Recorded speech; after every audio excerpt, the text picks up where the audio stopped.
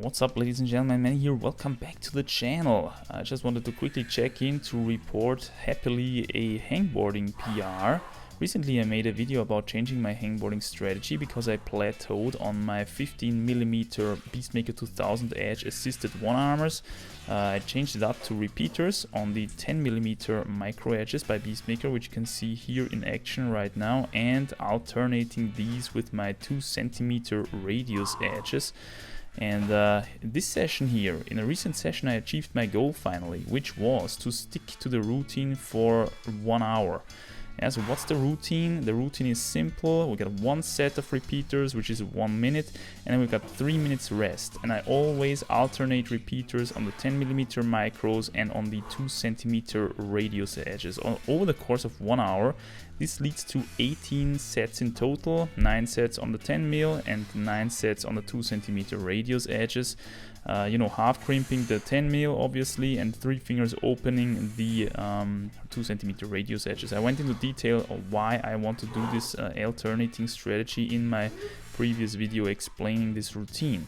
So anyway, finally I was able to stick to this routine for 1 hour. So far I always had to have a backup plan, so to say a fallback plan when I fail a set, which was to increase the resting time of the affected grip type up to 4 minutes.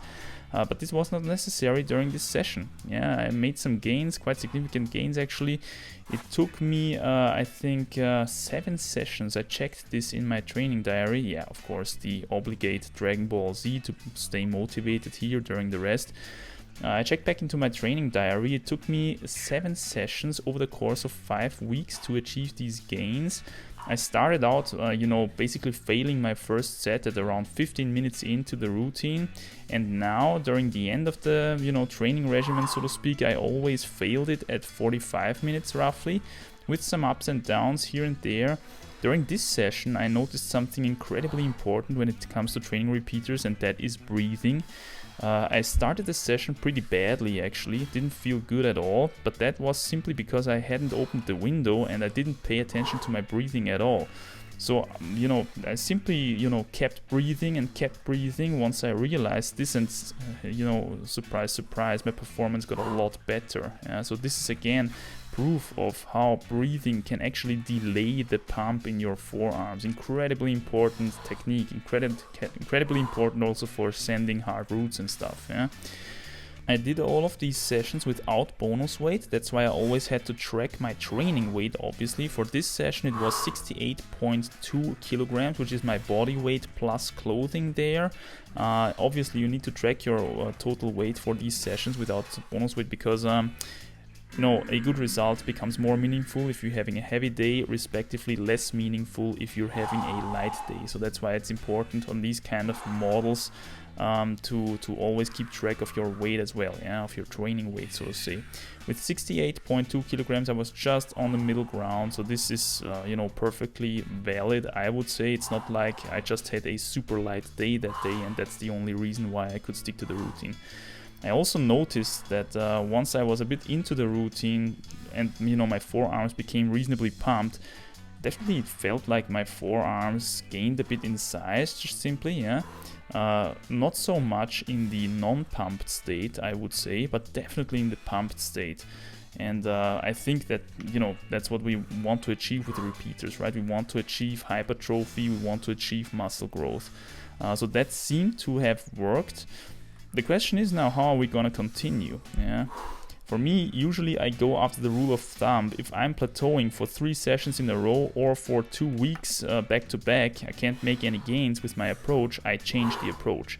Now this has not happened so far on these repeaters. So I would say, I could now go back, maybe take a little bit of hangboarding rest and go back to the 15mm one-armers again to see whether I can break my plateau there now finally with this more solid foundation, I would say, of forearm musculature. But it would also be interesting to see how far we can push this repeater progress really, right? So I think what I'm gonna do instead, trying to drive myself into a more solid plateau on the repeaters, so to speak, is I'm gonna try to do these sessions, try to do this routine and with a little bit of bonus weight, So I think I'm gonna start with adding something like 4 kilograms of bonus weight to my body. I think we should check in on 72 kilograms then, roughly, most of these sessions. And we're gonna see whether I can stick to the routine as well, whether I can still make gains, or whether I finally, drive myself into this 2-week, respectively 3-session plateau. And once I achieve that, and I will make a little bit of a hangboarding break, I think, and then I'm gonna step it back onto the assisted one-armers on the 15 mil. And hopefully we can break the plateau there then as well. So yeah, just wanted to give you a little bit of an update on how the training is going. A lot of people were interested on how the progress is on these. So I hope that is a little bit, shines a little bit of light on how these things progress, so to speak. Yeah, as you can see here, it's getting really hard on the last couple of repeats there.